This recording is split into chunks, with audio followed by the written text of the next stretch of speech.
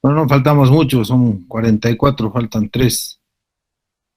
Todavía no ha salido el registro de asistencia ni docente y de los alumnos, pero bueno, al comienzo y al final de la clase siempre el MIT nos manda un resumen de los que han entrado, a la hora que han entrado y a la hora que salen. Así que no hay en verdad gran necesidad de llamar lista. Además, como les decía al grupo de la mañana, ¿no? La medicina en general se hace siempre de la mano de ese adagio árabe antiguo, ¿no? Quien más sabe, mejor suerte corre, ¿no? Y en la medicina eso se cumple a rajatabla, ¿no? El que es buen médico, el que es buen interno es buen médico, igual el que es buen alumno es buen médico, y la suerte va por ese lado, ¿no? Bueno, vamos a arrancar hoy con una presentación rápida de lo que es la urología, ¿no? Ya los alumnos de la mañana, cuando iniciamos las prácticas, algo de esto escucharon. Bueno, como bien saben ustedes, la urología es una especialidad quirúrgica, médico-quirúrgica, que no solamente se ocupa del diagnóstico y el tratamiento de todas las enfermedades morfológicas renales, ¿no? Sino en general del aparato urinario, a las enfermedades del aparato genital masculino, el retroperitoneo, y en general afecta a ambos sexos, ¿no? Sin límite de edad. Esa es una fortaleza que tiene la urología, ¿no? Es de las pocas especialidades que en general asiste a todos los grupos etarios, ¿no? Niños, jóvenes, mujeres, varones, mediana edad y tercera edad, ¿no? En general la urología tiene como ámbito anatómico la actuación de los problemas que existan en los riñones, en las estructuras adyacentes, las vías urinarias y todo el aparato genital en general, ¿no? Ve además las diferentes disfunciones de órganos como las glándulas suprarrenales, obviamente los riñones, ¿no? Tanto en su aspecto morfológico como su aspecto obstructivo. Además, como les dije, del retroperitoneo, la región lumbar, los uréteres, la vejiga, la próstata, el pene, los testículos, el epirídimo, la vía seminal, los conductos deferentes, las vesículas seminales, y ni qué decir la próstata, ¿no? Todo eso hace que hay una gran variedad o gama de patologías y de enfermedades y de disfunciones, ¿no? Entre las más comunes, de repente, la litiasis, las infecciones urinarias, los tumores, tanto malignos como benignos, todos los traumatismos, ¿no? Que puede sufrir cualquier órgano antes señalado, o los problemas de estrecheces de conductos, ¿no? De los uréteres, de la uretra, deferente, así como también ve todo el tema de las malformaciones renales y de las vías urinarias, ¿no?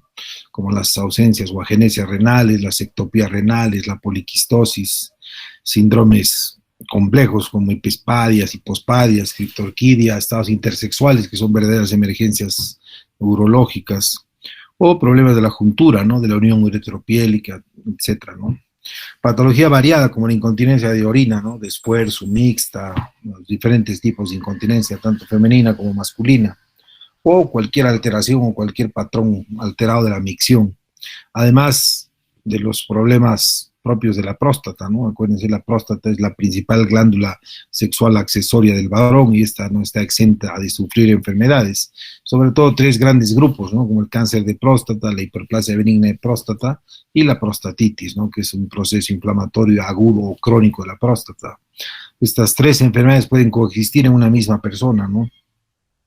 Las tres enfermedades en sus estadios iniciales comparten signos y síntomas comunes, así que fácilmente pueden ser confundidas, ¿no? No hay peor cosa que estar tratando un paciente con hiperplasia o con prostatitis como si fuese esta y que tenga cáncer, ¿no? Entonces de ahí que es importante siempre definir o llegar a un diagnóstico, ¿no? Vemos también el tema de las diferentes disfunciones sexuales, ¿no? Hay una clase para eso, ¿no? Eyaculación precoz, aneyaculación, disfunción sexual eréctil, que son patologías de alta prevalencia, ¿no? En diferentes grupos etarios. Ni qué decir el tema de la infertilidad, ¿no? La infertilidad masculina, que hoy ocupa el 50% de los casos de infertilidad en la pareja, ¿no? Han debido escuchar o generalmente se piensa o se habla, ¿no? De que los problemas de fertilidad son más frecuentes en la mujer. está demostrado ya hace muchos años, ¿no? Científicamente que los problemas son mitad, mitad, ¿no? 50% del varón, 50% de la mujer, ¿no? El lío es cuando se encuentran dos, ¿no? Pues ahí se hace más serio el problema. Entonces eso también vamos a ver, ¿no? Los diferentes tipos de infertilidad masculina, cómo interpretar un espermograma, un examen seminal, todas esas cosas. También vamos a ver las diferentes o los diferentes problemas o patologías de los genitales masculinos, ¿no? Como el pene corvo, o, qué sé yo, múltiple patología genital masculina propia del pene o de los testículos, como varicocele, hidrocele. Además de los problemas del suelo o del piso pélvico, ¿no? En las mujeres, donde vamos a ver los prolapsos genitales, el cistocele, las incontinencias de esfuerzo y todo eso, ¿no? Pues para llegar a un diagnóstico de esos, la urología, como les decía esta mañana a los del grupo, es una de las especialidades también que más se apoya en los medios de diagnóstico que tenemos a mano, ¿no? Dependiendo obviamente de la ubicación geográfica y de la capacidad resolutiva que tenga cada región, ¿no? En general se hace uso mucho de laboratorios, ¿no? Hoy, por ejemplo, vamos a ver cómo interpretar correctamente un examen de orina, ¿no? La orina es el espejo del alma, o sea, un buen examen de orina te da información altamente valiosa, no solo para patologías urológicas, sino para muchas enfermedades, ¿no? De ahí que es importante saberlo leer y descifrar, ¿no? Se apoya mucho en marcadores tumorales, ¿no? Los marcadores testiculares que son muy, muy utilizados, el PSA que siempre se ha dicho y se ha hablado y se sigue hablando de que hoy por hoy es el mejor marcador tumoral de la historia, ¿no? Van a ver que no es tan cierto eso, ¿no? Pero es de los marcadores que más usamos, ¿no? El PSA es una proteína que forma la próstata, su nombre es antígeno prostático específico. Entonces, todo eso hay que ver, ¿no? Los marcadores, las hormonas, los dosajes hormonales, los estudios de imagen, que en urología son tremendamente importantes porque, como van a ver, son órganos difícilmente palpables, sobre todo el riñón, ¿no? La vejiga todavía si está llena se puede palpar, el pene, los testículos se palpan muy fácilmente, pero los riñones no. Entonces siempre es necesario de un ultrasonido, una ecografía, una gamografía, un PET scan, una resonancia, una tomografía o radiografía contrastada, ¿no? Los famosos urogramas excretores, ascendentes, descendentes, o por otras vías, ¿no? Y la radiografía simple o convencional, que en urología se sigue utilizando mucho, ¿no? También se hace mucho o se echa mucho de la mano a la citología urinaria, a los estudios de anatomía patológica, y ni qué decir a la endurología, ¿no? Que es no solo una subespecialidad de la urología, sino es uno de los pilares angulares del apoyo diagnóstico y tratamiento para muchas patologías renales, ureterales, vesicales, prostáticas y uretrales, ¿no? Por endurología, por endoscopía, se puede tratar y diagnosticar todos estos órganos, ¿no? Pues como ven es bastante variado, ¿no? El tema no solo de diagnóstico y de apoyo diagnóstico. Y eso hace también que la cirugía urológica, al ser la urología una especialidad quirúrgica, tenga un abanico amplio de métodos quirúrgicos de tratamiento para las diferentes enfermedades, ¿no? Desde cirugía abierta, ¿no? Acuérdense, la cirugía abierta urológica figura en los papiros todavía de los egipcios, ¿no? Que esto es antes de Cristo. Ahí hay papiros donde ven que están haciendo litotomías, ¿no? Abriendo la vejiga y sacando piedras, o hay, como se llama, instrumentos como cañas de bambú que introducían con velas para ver por dentro de la vejiga, ¿no? Introduciéndolos por la uretra. Entonces, han sido los primeros endoscopistas. Pues la cirugía abierta es gran parte de la urología y hoy por hoy se apoya mucho también en la endurología, ¿no? La cirugía endoscópica de próstata, por ejemplo, la RTU, que es la resección transuretral de la próstata, es un tipo de cirugía en particular en la cual se saca la mayor cantidad de tejido prostático posible en el menor tiempo y con el menor sangrado, ¿no? Hoy por hoy es el gol estándar del tratamiento de la cirugía endoscópica. O las litotricias, ¿no? En los casos en los cuales hay cálculos, ¿no? Que necesitamos fragmentar, ¿no? Normalmente se pueden abordar por cirugía abierta o por endurología, ¿no? Se pueden sacar los cálculos o fragmentar los cálculos, ¿no? Entonces, los diferentes litotriptores que tenemos básicamente son de tres tipos, ¿no? El ultrasónico, que bota sonido, hace que la piedra absorba el sonido y explote y se fragmente y se elimine, ¿no? O los neumáticos, ¿no? Que dispara aire comprimido y hace que reviente la piedra. Y los litotriptores láser, que lo que hacen es, mediante el haz de luz láser, desgastar la piedra a un punto en que desaparezca, ¿no? Entonces, todo eso es muy usado en endurología, ¿no? Y después está la cirugía laparoscópica, la cirugía robótica, ¿no? La laparoscópica tiene algún grado de complejidad, sobre todo en cirugía prostática o reconstructiva renal o en las plastías de cirugía urodigestiva, ¿no? Entonces, todo ese tipo de cirugía se hace tanto abierta como laparoscópica y ni qué decir robótica, ¿no? Los urólogos son los que más y mejor han desarrollado la cirugía robótica, ¿no? Los principales cirujanos robóticos son los urólogos, ¿no? Tienen ya muchas técnicas aprobadas como gol estándar, ¿no? Como la prostatectomía radical robótica, las nefrectomías parciales o totales por cáncer, donde los márgenes libres de enfermedad han sido ampliamente mejorados, ya que los robots hoy por hoy tienen no solo la capacidad de tener imágenes en 3D, 4K y más, y los mismos brazos robóticos tienen una capacidad de memoria que permiten en alguna medida aprender a operar, ¿no? Obviamente no operan solos nunca, siempre apoyados por el asistente, el urólogo, pero la cirugía robótica está a ese punto, ¿no? Que uno puede estar en Nueva York y el robot está en París y lo estás operado sentado, ¿no? En Nueva York y el paciente se está operando en París, ¿no? Doctor, disculpe, ¿están lanzando sus diapositivas? Solo se ve la primera diapositiva.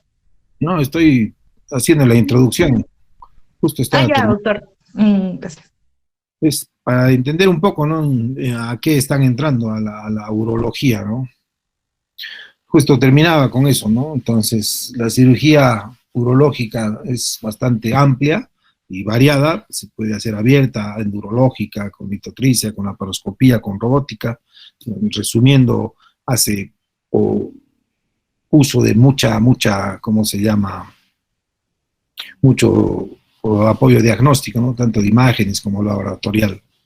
Entonces, sí, acuérdense, se abarcan todos los grupos etarios, ¿no? Niños, jóvenes, adultos y tercera edad, que es el grueso de la patología urológica, ¿no? Y tanto masculina como femenina, ¿no? La patología urológica femenina es bastante vasta, ¿no? Desde las infecciones urinarias a los prolapsos y demás problemas, ¿no? Incontinencia y otros, que en general ya son causa incluso de una especialidad nueva en la urología, que es la urología femenina, ¿no? Pues con todo ese preámbulo vamos a arrancar la primera clase de hoy. La clase de hoy es semiología urológica. Vamos a ver de una manera algo diferente a la semiología convencional que hemos aprendido o nos han enseñado, pero técnicamente es la misma, ¿no? Voy a apagar mi cámara para arrancar la clase y si hay algún problema de audio, no se escucha o necesitan aclarar algo, se puede interrumpir sin mayor problema. ¿Listo? Se está escuchando bien todo, ¿no? Sí, doctor. Ya, bacán. Entonces comenzamos.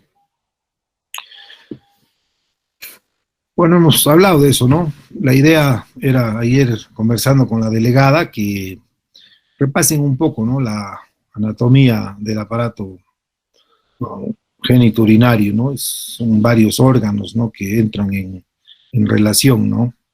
Entonces es bueno siempre tener una base anatómica, no me refiero a topográfica en relación, sino conocer un poco, ¿no? La anatomía y sobre todo la función que cumple cada órgano, ¿no? El riñón para qué sirve, qué hace, una irrigación propia, no es propia, los uréteres, la vejiga, la próstata. Entonces todo eso, la idea es que lo repasen en casa, ¿no? Para entender un poco la semiología hay que saber los síntomas o los principales síntomas que puede presentar el aparato genitourinario, ¿no? En general puede haber manifestaciones sistémicas, ¿no? El dolor local o el dolor referido, que cuánto órgano hay, en general puede llegar a ser diferente, ¿no? Por ejemplo, el dolor renal tiene una característica, ¿no? Suele ser unilateral, suele ser espasmódico, tipo cólico, tipo retorcijón, ¿no? Es un dolor característico, ¿no? Van a ver en el transcurso de su práctica y más adelante que hay muchas personas que vienen por dolor de espalda, yo diría una gran mayoría, y lo que creen es que les duele los riñones, ¿no?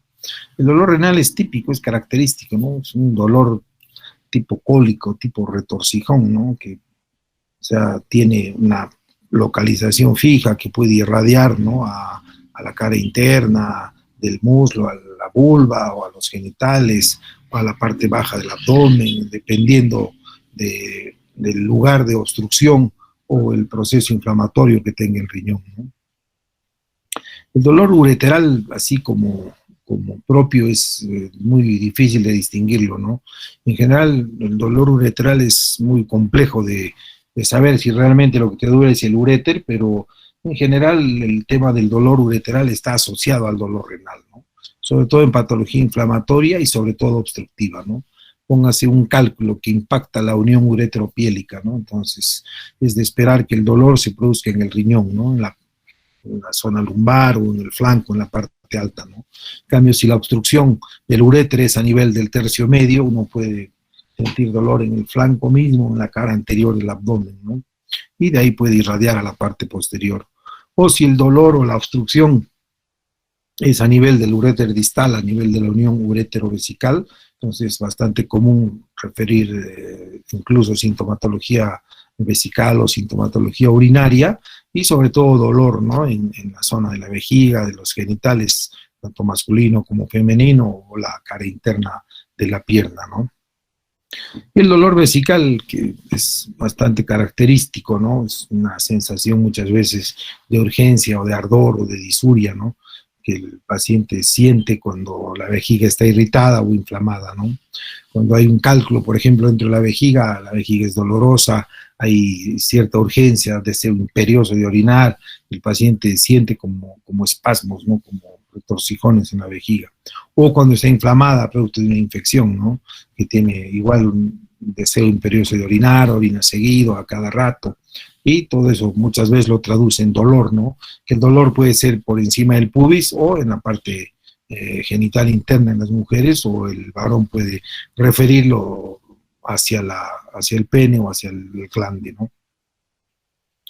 Y el dolor prostático, como sí, que se conoce como prostatodinia, hay gente que refiere que no es propiamente un dolor, sino una manifestación sistémica, ¿no? Cuando la próstata duele, dispara a todo lado, ¿no? Por la ubicación que tiene la próstata, acuérdense, está debajo de la vejiga, entonces puede haber dolor en la zona de la vejiga, está delante de las vesículas seminales, el dolor puede ser, y delante del recto, el dolor puede ser rectal, o hacia el pubis, hacia el hueso, o irradiado a los testículos, o hacia el pene, ¿no? Son dolores en general bastante particulares, ¿no? Y que en general se acompañan de signos y síntomas miccionales o de problemas de disfunciones eyaculatorias o de algún tipo de esto, ¿no? Y el dolor testicular, ¿no? Que es todo un tema variado, ¿no? Tanto el agudo como el crónico, ¿no? El agudo por ahí agrupa tres grandes patologías, que es el escroto agudo, ¿no? La torsión testicular, la torsión de los vestigios o apéndices testiculares y las orquioepididimitis, ¿no? Algunos otros al dolor testicular también lo ponen como el trauma testicular y al cáncer, a los tumores testiculares, ¿no? Es un capítulo de la urología que es el escroto agudo, que también lo vamos a ver como clase sola un día, ¿no? Y el dolor del epidídimo, ¿no? Acuérdense, el epidídimo es el conducto de maduración de los espermatozoides, entonces no está exento de obstruirse o de inflamarse o de infectarse, y va a dar un tipo en particular de dolor, ¿no? Es una de las causas más frecuentes de consulta, ¿no? Las epidimitis o los dolores epididimarios, ¿no? El dolor, que es uno de los síntomas capitales en las patologías urogenitales, también generalmente se acompañan, ¿no? De signos y síntomas o trastornos en el aparato o genitourinario que están relacionados con la micción, ¿no? La polaquiuria, por ejemplo, ¿no? Que es el incremento, ¿no? De la frecuencia miccional, o la nicturia, ¿no? El hecho de levantarse más veces en la noche, ¿no? En general una persona se levanta 1 o 2 veces por noche, dependiendo, ¿no? De la ingesta de líquido, ¿no? Acuérdense que tenemos una hormona, que es la hormona antidiurética, ¿no? Que en la noche se secreta justamente para que seamos formadores de orina diurnos y no nocturnos, ¿no? Si no, nos las pasaríamos orinando de día y de noche, ¿no? O el tenesmo, ¿no? Que es esa sensación de orinar y quedar con las ganas de orinar, ¿no? Muchas veces el tenesmo no solo es eso, sino se acompaña de disuria, de urgencia y otras cosas más, ¿no? Es un síntoma bastante complejo y amplio. O la disuria, el ardor, ¿no? Al orinar, que algunos refieren como quemazón, otros como dolor propiamente dicho, otros como urgencia, incluso otros como sensación de frío al orinar, o de calor, o que esté caliente, ¿no? Y la enuresis, que más que un síntoma es un cuadro, ¿no? Esos formadores nocturnos de orina que se orinan en la noche, ¿no? Mientras duermen, se orinan y mojan la cama, ¿no? Muy frecuente en niños. Y el antecedente más importante es que hijo enurético, lo más seguro es que hay padre o madre enurética, ¿no? Entonces, todos estos síntomas asociados al dolor siempre nos pueden hacer pensar en patología urológica, ¿no? Es bastante raro que te duela, por ejemplo, la espalda solamente y que te duele el riñón y no tengas otros síntomas, ¿no? O que hay alguna manifestación en los exámenes de orina que tendría que haber si el problema es del riñón, ¿no? Como les decía, confunden mucho el tema del dolor del riñón con cualquier otro dolor, ¿no? Acuérdense, tenemos la columna vertebral con hueso, ligamentos, discos intervertebrales, músculos y todas esas entidades anatómicas no están exentas de poder doler, ¿no? No en vano, el año 2000 la Organización Mundial de la Salud declaró a la lumbalgia el mal del siglo, ¿no? Porque fue de lo que más sufrió el ser humano en el siglo anterior, ¿no? ¿Por qué? Por el hecho de ser bípedos, ¿no? El hecho de estar parados y caminar de pie hace que la columna lleve un trajín importante y es muy, muy común el dolor lumbar, que las más de las veces se confunde, ¿no? Con dolores renales, ¿no? Ahora hay síntomas característicos también, ¿no? Por ejemplo, una vejiga obstruida, ¿no? Un paciente con una estenosis uretral, un cálculo o una hiperplasia benigna de próstata o un cáncer de próstata, ¿no? Que obstruye la salida normal de la orina. Entonces es común que el paciente tenga disuria inicial, ¿no? O sea, orina y siente que hace esfuerzo para orinar y le arde, ¿no? Nota también que hay pérdida de la fuerza y el calibre del chorro, ¿no? Una manera simple de saber más o menos el grado de obstrucción que tiene un enfermo es preguntarle, ¿no? O sea, de 1 a 10, cómo anda su chorro, ¿no? Similar a la escala del dolor, ¿no? 10 es un chorro fuerte, 1 o 0 es un chorro bajo, que da pena, ¿no? Entonces ellos más o menos calculan en cuanto a fuerza, calibre y distancia el chorro, ¿no?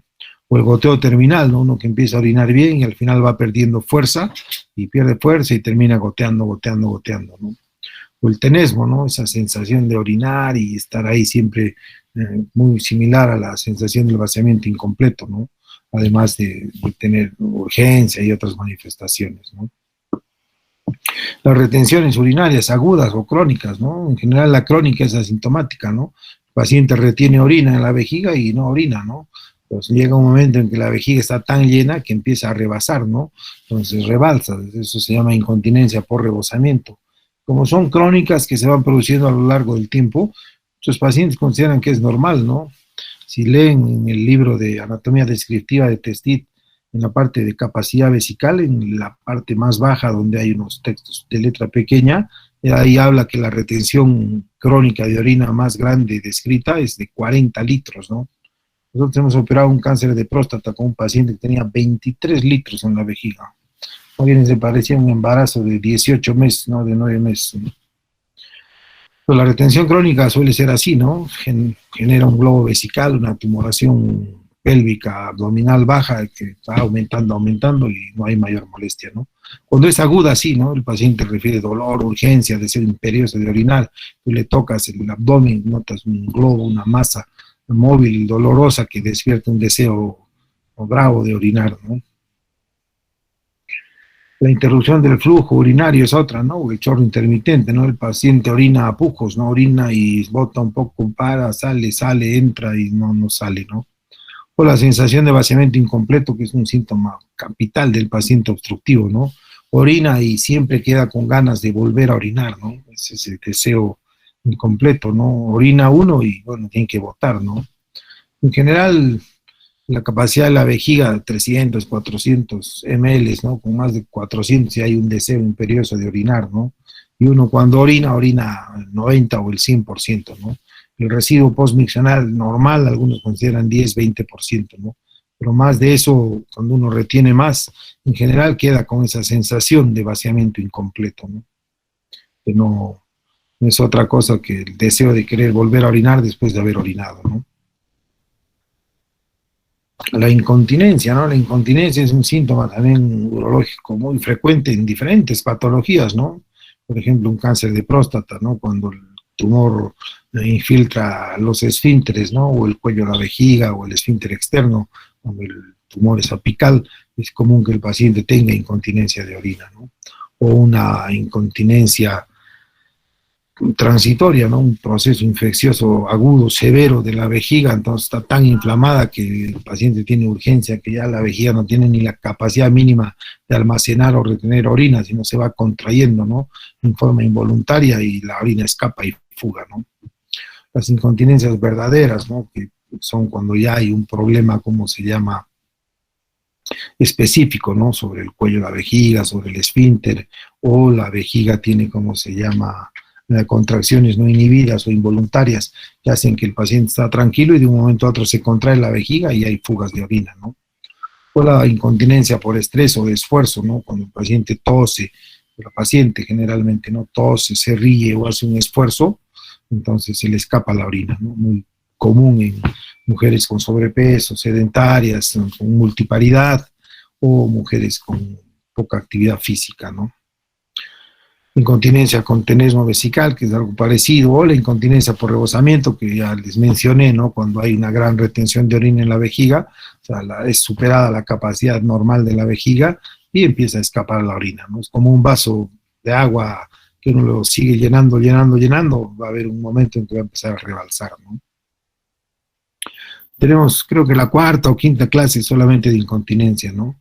Ahí vamos a ver con bastante detalle la parte sobre todo fisiológica, ¿no? De acomodación y de vaciamiento que tiene la vejiga, ¿no? La vejiga es un reservorio, ¿no? Músculo membranoso, ¿no? Con una mucosa impermeable que tiene cero capacidad de absorción, ¿no? Pero existe patología que puede alterar esa impermeabilidad de la vejiga y la misma orina pasa a ser un factor de agresión sobre el músculo de la vejiga y ahí vienen los diferentes problemas, ¿no? De irritación y de retracción fibrótica posterior a la vejiga, ¿no? Entonces hay bastante patología, ¿no? Bastante patología. Otros síntomas importantes son la oliguria, ¿no? Y la anuria, ¿no? Que si se demuestra que no es obstructiva, pasa en general a ser de atención nefrológica o clínica, ¿no? La única oliguria o anuria que ve el urólogo es la postrenal, ¿no? O sea, la que es obstructiva. Acuérdense de sus clases de medicina interna, ¿no? La insuficiencia renal básicamente es de tres tipos, ¿no? Prerrenal, cuando ocurre algo antes de los riñones, por decir un gran quemado, una deshidratación, una hemorragia masiva hace que no llegue sangre al riñón y por ese mecanismo falla el riñón, ¿no? Esas son las insuficiencias renales, prerrenales. Esas en general no las ve nunca el urólogo, ¿no? Otra es la renal propiamente dicha, ¿no? Todas estas glomerulopatías o enfermedades propias del parénquima renal, donde se ve alterada la función renal y por ende falla el riñón, ¿no? Esas también son de atención nefrológica, ¿no? Si bien hay algún grupo de enfermedades nefrológicas de interés urológico, pero en general esos tipos de insuficiencia renal, prerrenal y renal son de origen o de tratamiento nefrológico, ¿no? La única es la uropatía obstructiva, ¿no? En la cual hay una obstrucción del cuello de la vejiga hacia adelante, ¿no? Puede ser del cuello, de la próstata, del esfínter, de la uretra, incluso del meato o del prepucio, ¿no? Que van a generar una uropatía obstructiva y por ende una gran dilatación intrínseca en los riñones, sabemos conocida como hidronefrosis, y eso va a incrementar la presión intrarrenal y al final va a terminar comprimiendo el parénquima funcionante normal y va a condicionar un fallo renal, ¿no? Entonces, en oliguria y anuria, solamente si es obstructiva es de interés urológico, ¿no? La neumaturia, ¿no? Pacientes que orinan aire, ¿no? En general es muy frecuente en fístulas, ¿no? Uretroprostáticas, prostatorrectales, o las más comunes, las fístulas vesicorrectales, ¿no? Que pueden ser por divertículos o por cáncer, ¿no? En las cuales la vejiga se comunica con la vía digestiva, entonces el aire de la vía digestiva va a pasar a la vejiga y es común que el paciente cuando orine aire, ¿no? O las orinas turbias o sedimentosas o las famosas orinas piúricas, ¿no? Que son orinas tan densas a veces que pueden incluso hasta ocluir una sonda o bloquearse la vejiga, ¿no? La quiluria, ¿no? En algún tipo de patología, sobre todo tumoral, en la cual el paciente orina como leche, ¿no? Y lo que está orinando es linfa. Y la hematuria, ¿no? Que en general la hematuria es un síntoma urológico que solamente en un 10% de los casos, a veces uno agota todas las posibilidades diagnósticas, tanto de laboratorio, imágenes endurológicas, y no llega al diagnóstico, ¿no? Pero igual tiene que hacerse un seguimiento, ¿no? La hematuria puede ser micro y macroscópica, no necesariamente el hecho de orinar sangre va a indicar más gravedad que estar orinando sangre microscópicamente, ¿no? Entonces hay mucha relación entre hematuria y enfermedades y el momento de la hematuria, ¿no? Un adagio médico antiguo también dice, ¿no? Hematuria indolora en una persona mayor de 60 años es cáncer hasta que no demuestre lo contrario, ¿no? Acuérdense, la causa más frecuente de sangre en la orina es la infección, ¿no? Un proceso infeccioso desencadena una respuesta inflamatoria y dependiendo del grado de inflamación y la bacteria comprometida, entonces es muy común orinar sangre, ¿no? La causa más común de orinar sangre de hematuria, tanto macro como microscópica, es la infección, ¿no? Y eso se va a acompañar de todos esos síntomas irritativos miccionales que hemos visto hace un rato, ¿no? En cambio, orinar sangre sin dolor y en paciente viejo, ahí hay que investigar con más detalle porque lo más seguro que es cáncer, ¿no? Entonces, el momento y la relación con la hematuria es importante. Ahora hay ciertos síntomas también gastrointestinales, ¿no? De las enfermedades urológicas. Por ejemplo, los reflejos renointestinales, ¿no? El riñón comparte mucha relación con el colon, con el duodeno, entonces mucha patología perirrenal o intrarrenal puede condicionar ciertos signos y síntomas, ¿no? Sobre todo esos iliorreflejos, ¿no? Un cólico renal, por ejemplo, ¿no? Es un dolor característico por obstrucción de la vía urinaria por un cálculo, y eso condiciona muchas veces náuseas, vómitos y iliorreflejo intestinal, ¿no? O relaciones entre otros órganos, ¿no? Dependiendo dónde esté el problema, ¿no? Por ejemplo, si es prostático puede tener relaciones con el recto, ¿no? O en general, ¿no? El uréter, dependiendo del segmento comprometido, o el riñón, o las glándulas suprarrenales, o el mismo psoas, ¿no? Un absceso, por ejemplo, perirrenal, fácilmente va a producir un espasmo del psoas y el paciente va a estar así como escoliótico, ¿no? No va a encontrar un paciente en una posición antiálgica o todo torcido que no puede. ¿Por qué? Porque los órganos relacionados íntimamente con el riñón se pueden ver comprometidos. Y la irritación peritoneal, ¿no? Que acuérdense, los riñones son retroperitoneales, ¿no? La vejiga tiene una porción extraperitoneal y una porción intraperitoneal en el adulto. Y bueno, dependiendo, ¿no? Del segmento comprometido, entonces puede o no haber irritación peritoneal, ¿no? Sobre todo si hay fuga de orina fuera de la vía urinaria, eso se conoce como urinoma, que es una colección de orina fuera de la vía urinaria. Entonces, si es a nivel peritoneal, es bastante frecuente que produzca una irritación peritoneal, ¿no? Con las características que todos conocemos, ¿no? Ahora, hay otras manifestaciones también que debemos tener en cuenta, ¿no? La secreción uretral, por ejemplo, ¿no? Normalmente la uretra no secreta nada, ¿no?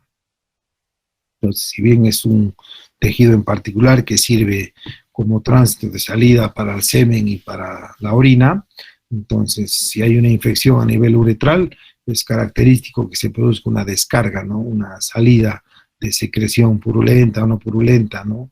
En general, la secreción purulenta más frecuente es en las gonococias, ¿no? En la gonorrea. Y la presencia de secreción transparente, filante, es característica de las infecciones por clamidia, ¿no? Hay otro tipo de uretritis, ¿no? Que son las no gonocócicas o no específicas, entonces que pueden dar también algunas características, ¿no? Ahora, si hablamos de la lesión de la piel de los genitales externos, ahí podemos hablar desde cáncer hasta enfermedades preneoplásticas, hasta enfermedades inflamatorias o enfermedades sistémicas, ¿no? Como psoriasis, líquen, balanitis erótica obliterante, bueno, hay un sinfín de patología genital, ¿no? Para eso tenemos una práctica específica, ¿no? Que es urología, dermatología urológica masculina, ¿no? Ahí van a ver que son más frecuentes las manifestaciones o las infecciones o incluso las variantes anatómicas en los pacientes que tienen prepucio que en los pacientes que son circuncidados, ¿no? El prepucio sirve para dar problemas una vez que el niño deja de ser incontinente, ¿no?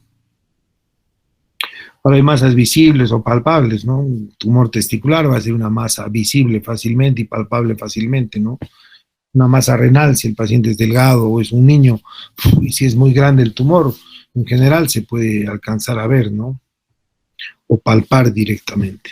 El edema, si bien es un signo inespecífico, pero en muchas de las manifestaciones, tanto del riñón o del escroto y del testículo, entonces se puede ver, ¿no? Con facilidad la presencia de edema, ¿no? De hinchazón.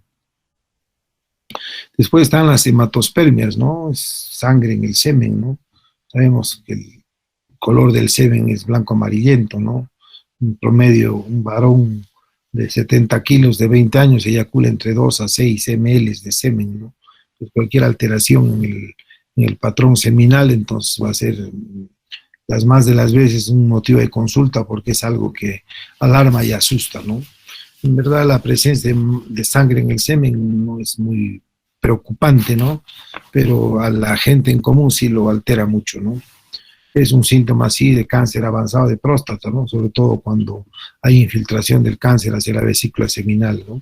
Pero después infecciones o procesos inflamatorios en la próstata, es patología benigna en alguna medida, simple o no, son los más comunes en producir sangre en el semen, ¿no? Después están las ginecomastias, ¿no? Que es el crecimiento de la glándula mamaria masculina, ¿no? Común en trastornos de hipogonadismo o trastornos de tipo hormonal, ¿no? O pacientes con cáncer de próstata que están haciendo hormonoterapia, que están tomando antiandrógenos o análogos, ¿no? De las hormonas liberadoras, ¿no? De testosterona y otros. Más síntomas tenemos, ¿no? Las molestias relacionadas con los problemas de la salud sexual, ¿no? Aquí tenemos los trastornos sexuales masculinos, ¿no? Son un montón, de repente los que vamos a ver son los más frecuentes. Hablamos de disfunción sexual eréctil, ¿no? La famosa impotencia. Y hoy por hoy, desde la aparición del Viagra y sus derivados en 1998, poco que ha cambiado la historia, ¿no? De las disfunciones sexuales, sobre todo de tipo eréctil. Pero también tenemos a la eyaculación precoz, que es un problema tremendamente frecuente, ¿no? Cuanto más joven el paciente, más es notorio a veces el problema de eyaculación precoz, ¿no? Pero tiene ciertos picos también, ¿no? O la aneyaculación o ese tipo de cosas, ¿no? En general son las tres más importantes que solemos verlas. Y los trastornos sexuales femeninos, ¿no? La dispareunia, que es el dolor coital, o la frigidez femenina, la pérdida del deseo, que muchas veces esto se acompaña de signos y síntomas urinarios, y en general estos trastornos de la esfera sexual no es el paciente el que te va a contar o te va a decir o va a ser su prioridad, ¿no? Es un poco tabú, lo ocultan, no lo dicen abiertamente, pero es siempre una buena historia clínica.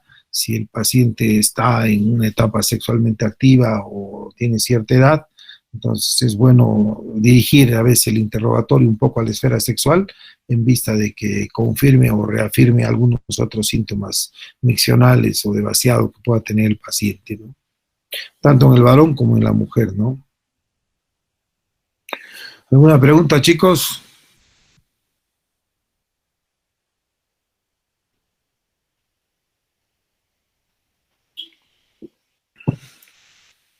¿Se está entendiendo o vamos muy rápido?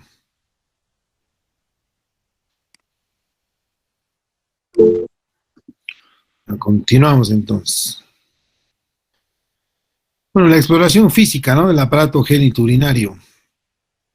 Los riñones, sabemos que son órganos retroperitoneales, incluso tienen una porción intratorácica, entonces están detrás de todo el triperío, si vale el término, ¿no?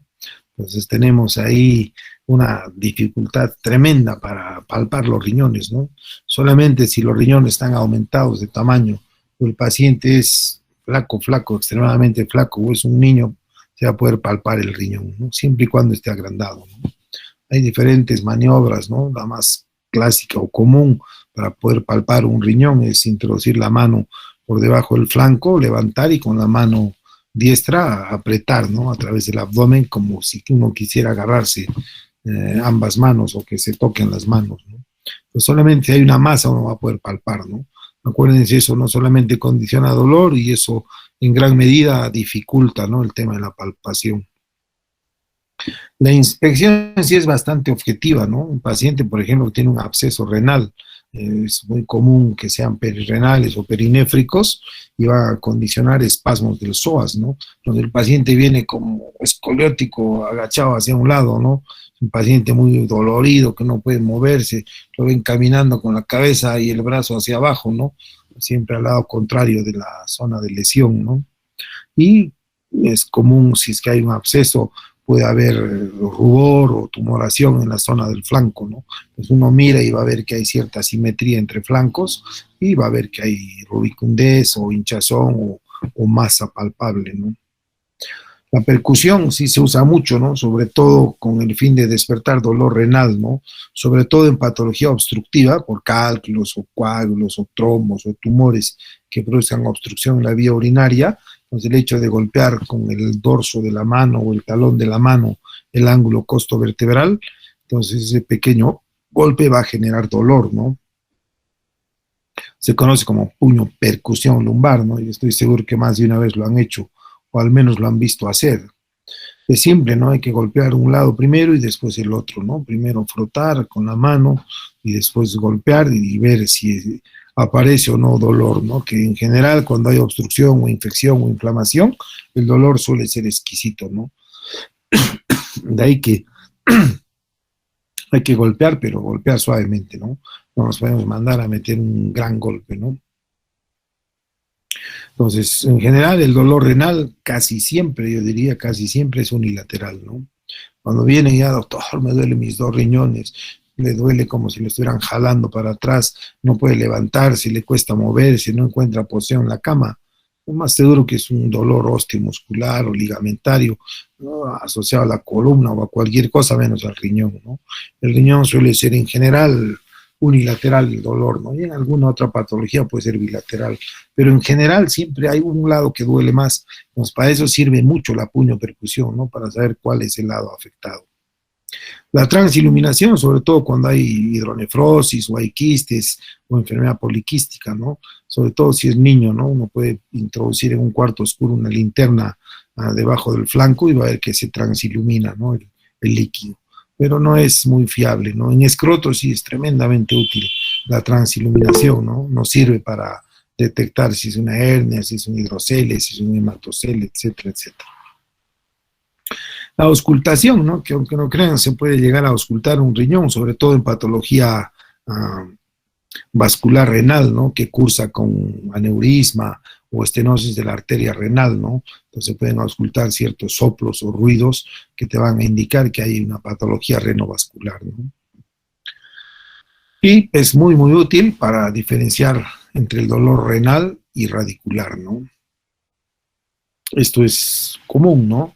Las hernias de disco, las lumbalgias, las lumbociáticas, los lumbagos, o en general incluso dorsalgias o patología propia de la columna y de las zonas aledañas pueden ser fácilmente confundibles como dolor renal, ¿no? Así como el dolor renal, imitar, ¿no? Dolores de tipo radicular. Entonces siempre hay ciertas mañas que uno debe conocer, ¿no? Sobre todo la ausencia de sintomatología urinaria es algo más común de repente una patología radicular, a pesar que la patología radicular puede comprometer muchas veces los nervios lumbares o sacros, que son en gran medida motores y sensitivos de la vejiga, ¿no? Y pueden llegar a confundir.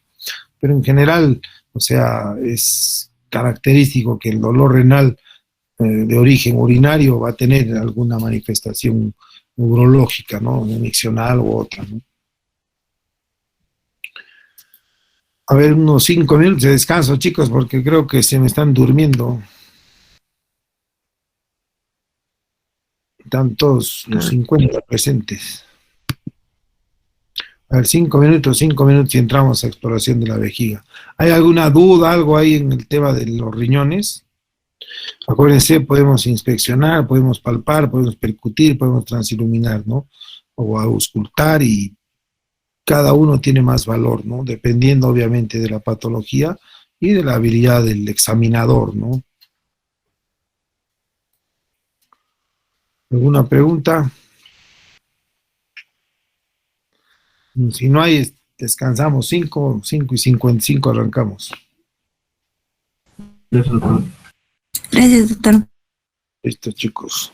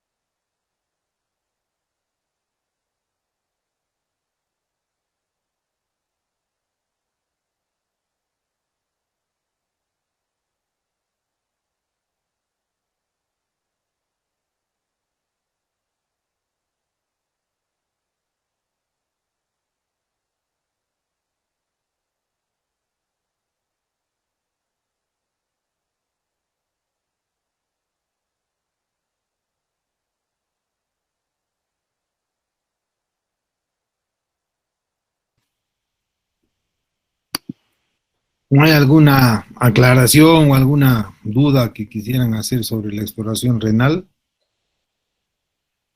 La posición de repente, ¿no? Los riñones se pueden examinar en un paciente sentado a la orilla de la camilla o recostado boca arriba o boca abajo, ¿no? Depende también de la habilidad del examinador o también de la capacidad de movimiento del paciente, ¿no? Pero acuérdense, si queremos palpar los riñones, solamente si hay masa palpable y siempre y cuando el paciente sea delgado o niño. Si no, es muy, muy difícil el tema de la palpación renal. Es una maniobra que se suele hacer, pero las más de las veces no da mucha información, ¿no?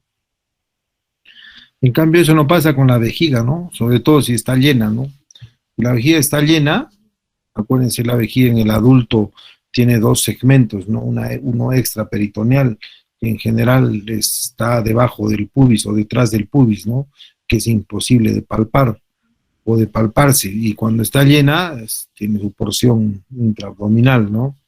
O intraperitoneal, que eso sí permite a través o por encima del borde superior del pubis poder palparse una masa, ¿no? Entonces, como dice ahí bien, ¿no? No se puede sentir a menos que esté distendida, ¿no?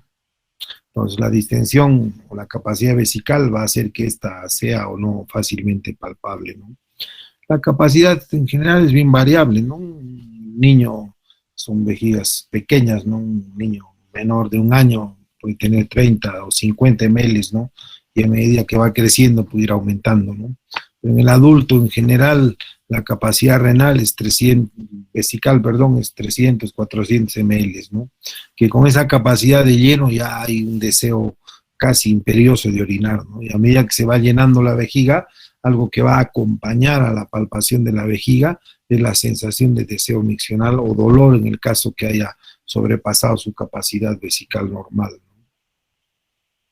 Entonces, esa palpación vesical, acuérdense, va a ser posible solo si hay contenido en la vejiga, ¿no? Entonces, con el pulpejo de los 4 dedos y del pulgar, uno puede palpar de manera de abanico la vejiga, ¿no?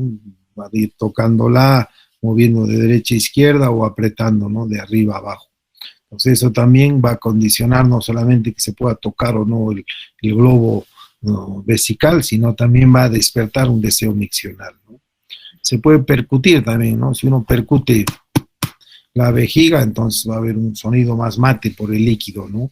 Si hay un ruido timpánico, es más característico de las vísceras digestivas, ¿no? De los intestinos que tienen aire, ¿no?, en su interior. La palpación con una mano en general es solamente para saber si está o no llena la vejiga, ¿no?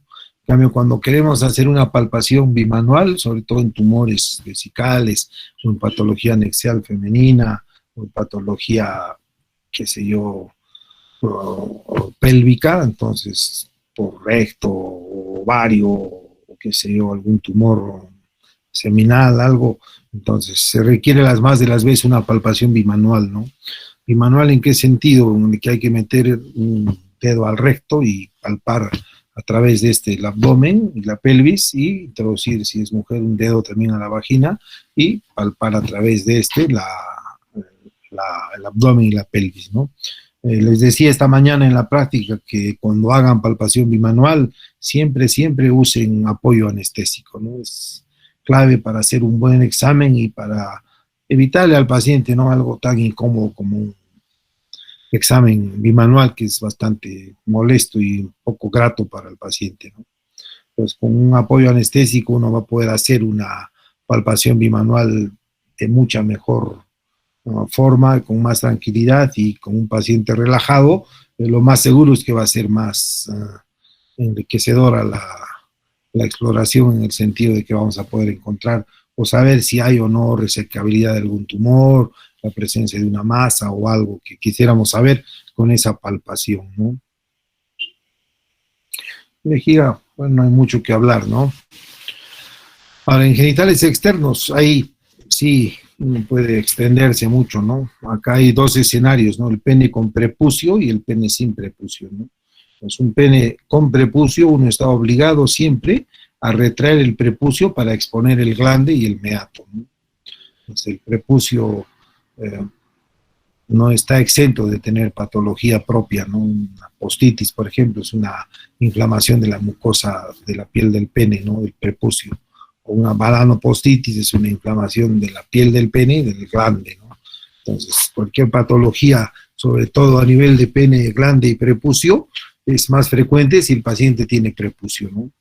Acuérdense, el prepucio, la única función que tiene es proteger la cabeza del pene o el glande y el meato en la época en la que el niño es incontinente, ¿no? Porque si no tendrían prepucio, se escaldarían, ¿no? Se escaldaría el pene con los problemas que podría ocasionar. En cambio, si es circunciso o no tiene prepucio, la piel genital suele ser más cornificada, más resistente, menos propensa a infecciones o a procesos inflamatorios o alergias, o incluso a evitar enfermedades de transmisión sexual, ¿no? Entonces, el prepucio, después de que el niño es incontinente, básicamente para lo único que sirve es para dar problemas, ¿no? Y no solamente de tipo estético, sino también a veces funcionales en el sentido sexual, ¿no? En el tema de la penetración y otros. Entonces, siempre si hay un prepucio, hay que bajar el prepucio y no solamente ver el pene, sino ver el surco balano prepucial, la zona del frenillo, el meato, todo eso. Todo eso nos va a mostrar patología propia del pene y sus anexos, ¿no? La palpación del pene también es útil, ¿no? Hay placas de induración que pueden producir dolor en erección e incurvación del pene, ¿no? El pene se vuelve todo un gancho, a veces más de 90 grados para arriba, para abajo, para los lados, ¿no? Producto de la formación de unas placas palpables entre los tabiques interalbulgíneos de los cuerpos cavernosos. También podemos palpar tumores en el pene, ¿no? Si bien los tumores primarios del pene son un poco frecuentes, pero sí los secundarios o metastásicos, ¿no? Colon, vejiga, próstata puede dar tumores o masas palpables dentro del pene, ¿no? O el cáncer de pene, ¿no? Que es un cáncer de origen dermatológico, ¿no? El cáncer de pene en general se produce por problemas en la piel genital, ¿no? Que puede ser en la mucosa del pene o en el prepucio o en la piel externa misma, ¿no? Entonces el cáncer de pene es una patología ligeramente, no vamos a decir frecuente, pero sí esporádica, que se ve en muchas regiones donde los grados de higiene son malos, ¿no? El pene es un órgano que se manipula a diario, ¿no? Todos los días los varones lo agarramos 2, 3, 4, 5 veces para orinar y lo vemos, ¿no? Entonces cualquier lesión o aparición de alguna enfermedad en el pene difícilmente pasa desapercibida, ¿no? Pero van a ver que en gente indigente o con muy bajo índice o capacidad cognitiva o poco educada, analfabeta, vienen con unas lesiones genitales severas, ¿no? Que terminan en cáncer, ¿no? Hay mucha patología preneoplásica también en el pene, ¿no? Estos condiloma acuminados, ¿no? El papiloma virus humano, un grupo de estos son virus oncógenos, es una de las causas que está ahí en boga, ¿no? De cáncer de pene. La secreción uretral también, ¿no? Acá es importante saber que para obtener secreción uretral es bueno hacer un masaje, ¿no? Desde la raíz del escroto, subiendo por la uretra hasta el meato, ¿no? Entonces uno puede exprimir en alguna medida la uretra y puede observar la salida de secreción, ¿no? Eso se conoce como descarga uretral, ¿no? La descarga uretral puede ser purulenta en caso de las gonococias o transparente en caso de las enfermedades por clamidia o infecciones por clamidia trachomatis, ¿no? Pues la secreción uretral es un síntoma también característico de este tipo de infecciones. Entonces, siempre que hay, es bueno tomar una muestra y hacer un examen directo, un grambio, un cultivo, ¿no? También en el pene se puede palpar, ¿no? La uretra cuando es estenótica, ¿no? Un paciente que ha sufrido una caída a horcajadas o ha recibido un puntapié ahí en la zona perineal y se ha roto la uretra, ¿no? Es común que el paciente tenga uretrorragia, que es la presencia de sangre en la uretra, ¿no? No hay que confundir con hematuria, que es la presencia de sangre en la orina, ¿no? Entonces, la uretrorragia, las más de las veces, se debe a lesiones parciales o completas de la uretra, ¿no? Entonces, y estas después, el 100% de las lesiones uretrales tiene como morbilidad a la estenosis, ¿no? Entonces uno puede palpar a través de la piel genital externa, en la uretra, sobre todo posterior o distal del pene, palpar estructuras que son características de estenosis, ¿no? Por fibrosis. El escroto también, el escroto no está exento de patología, ¿no? Las fístulas, por ejemplo, escrotales, ¿no? Tan características de la tuberculosis urogenital, ¿no? Acuérdense, el epidídimo después de la tuberculosis pulmonar, la primera causa de tuberculosis extrapulmonar es la del epidídimo y el riñón, ¿no? Pues acá es común ver en el escroto fístulas, ¿no? En Perú, una fístula escrotal que venga del epidídimo del testículo es patognomónico de tuberculosis, ¿no? Genitourinaria. Entonces, en el escroto se puede ver un grupo importante de patología, ¿no? Después están los testículos, ¿no? Aquí hay que ser un poco más meticuloso, más delicado en alguna medida para poder palpar los testículos y el epidídimo. Necesitamos cierta destreza y saber que son órganos delicados, altamente sensibles, ¿no? Entonces, cuando hay que hacerlos siempre con delicadeza. Y en el tema genital, para no olvidarnos, es siempre, siempre estos chicos, mentalícense, importante decir al paciente lo que van a hacer para que no se presten a malas interpretaciones. Entonces tiene que saber el paciente con palabras claras y comprensibles que hay que revisarle la piel del pene y que vamos a manipular el pene, el escroto y la bolsa y el contenido, ¿no? Y nunca lo hagan en ausencia de un familiar, sobre todo si es menor, no puede ser revisado, ¿no? En ausencia de sus padres. Y muchas veces también es bueno que si van a hacer exámenes genitales, tanto masculinos como femeninos, que haya la presencia de la enfermera o la técnica de enfermería, que es quien normalmente asiste a los médicos en la consulta externa, ¿no? Y siempre, siempre decirle al paciente qué es lo que van a hacer, ¿no? No hay que sorprender. Los testículos son asientos también de tumores, de procesos inflamatorios, infecciosos, granulomas y otros, entonces que todos ellos se pueden palpar, ¿no? Ni qué decir del epidídimo, ¿no? Que es un conducto de maduración de espermatozoides. Este tiene una cabeza, un cuerpo y una cola, ¿no? Entonces cualquiera de los tres segmentos, o ambos, o los tres pueden ser comprometidos, ¿no? Entonces nos van a dar la presencia de un epidídimo agrandado, duro, doloroso, a veces arrosariado, en el caso de la tuberculosis, ¿no? Nodular, lleno de granulomas, ¿no? Y no existe un examen escrotal completo si no se examina el cordón espermático con sus respectivos conductos deferentes y el orificio inguinal externo, ¿no? Esas cuatro cosas siempre en ese orden, ¿no? Testículo, epidídimo, cordón espermático y finalmente el orificio inguinal externo. ¿Por qué? Por la presencia de hernias o patología inguinal que puede confundir o alterar la anatomía propia, ¿no? De la zona escroto-testicular. ¿Alguna pregunta?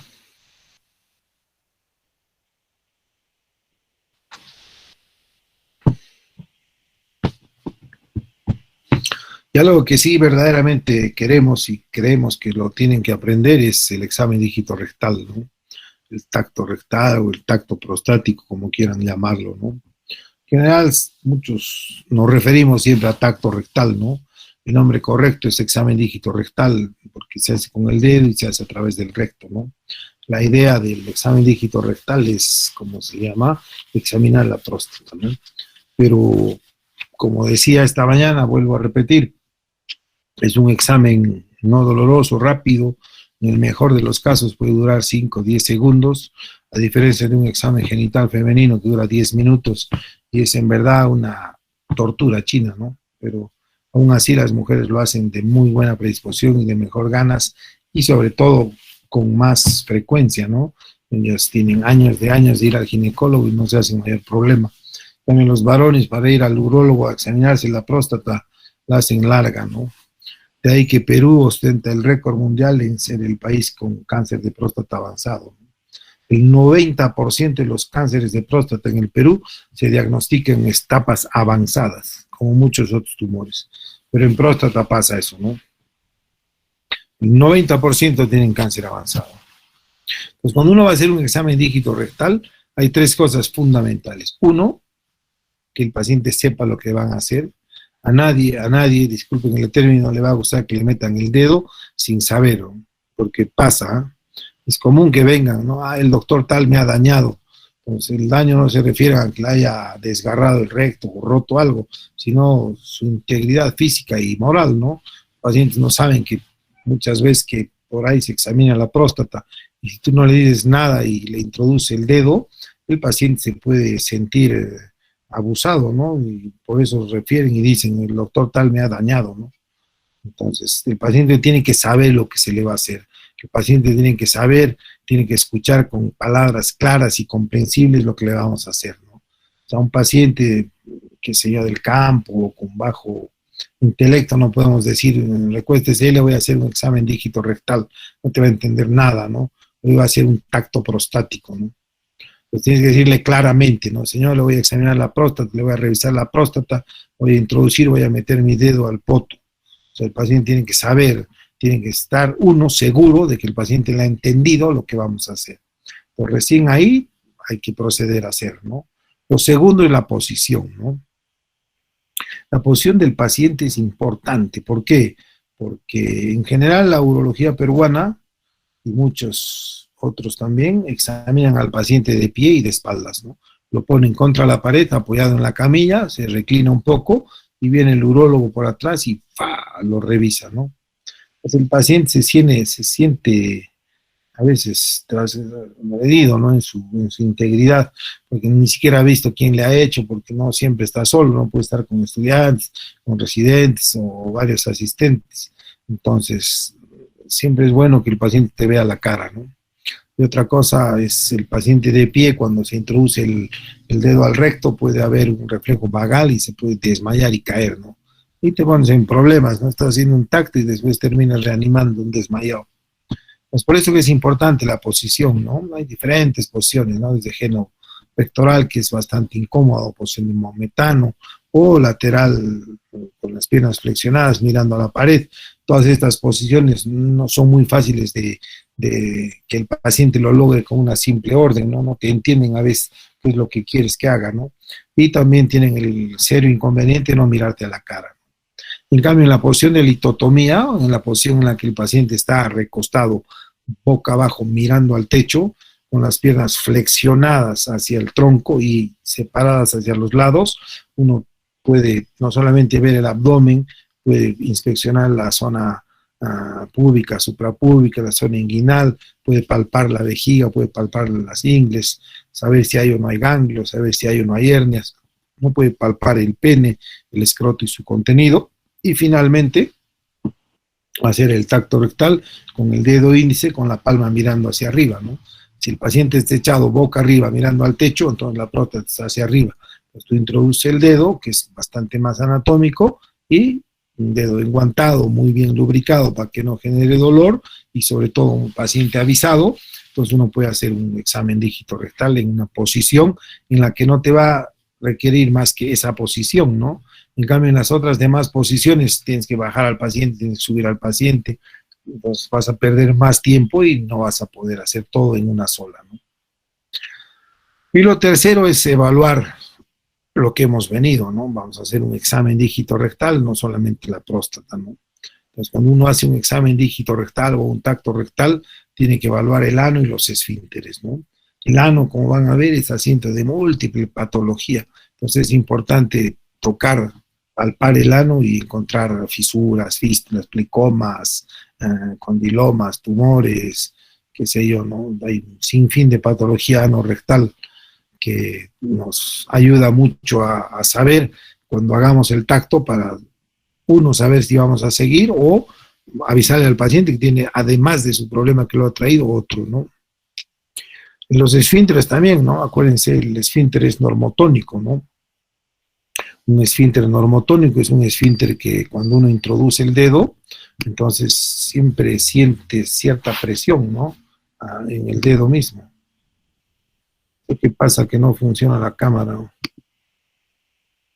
Ahí está. Entonces, por ejemplo, un esfínter hipertónico es un esfínter que está completamente cerrado y no permite introducirse el dedo, ¿no? Cuando uno introduce, le duele tremendamente al paciente y uno nota, ¿no?, que hay dificultad para entrar, ¿no?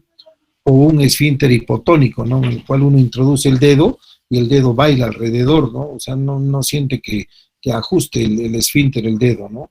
Normotónico calza exacto, ¿no? Si uno le pide al paciente que contraiga, pues uno va a sentir que el esfínter le aprieta el dedo a uno, ¿no? En cambio, en el hipotónico, haga lo que haga, nunca, ¿no? En el hipertónico va a estar más apretado todavía, ¿no?